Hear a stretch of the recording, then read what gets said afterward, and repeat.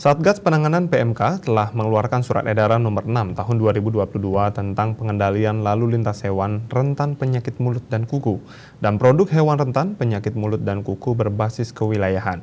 Namun ada pengecualian peraturan, yaitu diperbolehkan melalui lintaskan babi keluar dari Bali. Bahkan syaratnya dipermudah dengan tidak adanya pengaturan syarat vaksinasi pada hewan babi di dalamnya. Koordinator Tim Pakar dan Juru Bicara Satgas Penanganan PMK Profesor Wiku Adhisa Smito dalam rilisnya mengatakan ada ketentuan khusus yang mengatur lalu lintas ternak di Provinsi Bali dalam rangka menyukseskan agenda presidensi G20 Indonesia 2022 di Provinsi Bali pada November mendatang. Perlu adanya pengetatan lalu lintas hewan rentan PMK dan produk hewannya, sehingga diatur dalam ketentuan khusus untuk Provinsi Bali.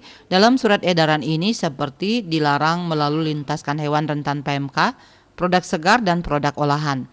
Namun ada pengecualian peraturan, yaitu diperbolehkan melalui lintaskan babi keluar dari Bali.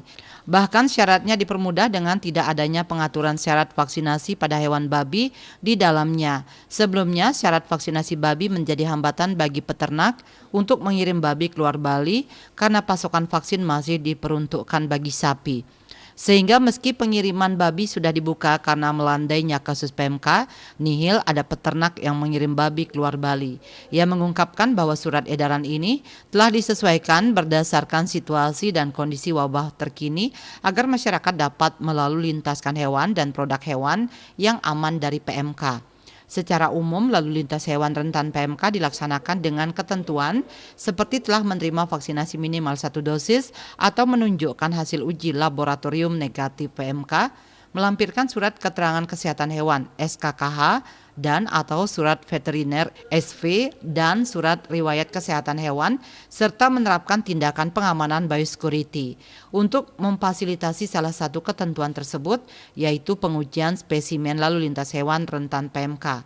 Saat ini terdapat 3 mobile laboratorium tambahan dari total keseluruhan 47 laboratorium yang dapat meningkatkan perluasan dan percepatan testing.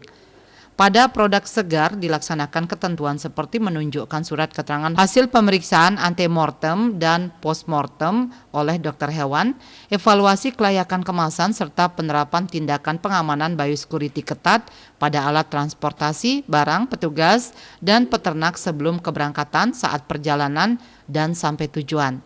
Sementara pada produk olahan hanya dievaluasi kelayakan kemasan dan juga menerapkan tindakan pengamanan biosecurity. Secara rinci lalu lintas hewan rentan PMK, produk segar dan produk olahan diatur pada tingkat kabupaten kota. Terdapat ketentuan seperti dilarang melalui lintaskan hewan rentan PMK dari zona merah menuju zona merah, hijau, kuning, dan putih.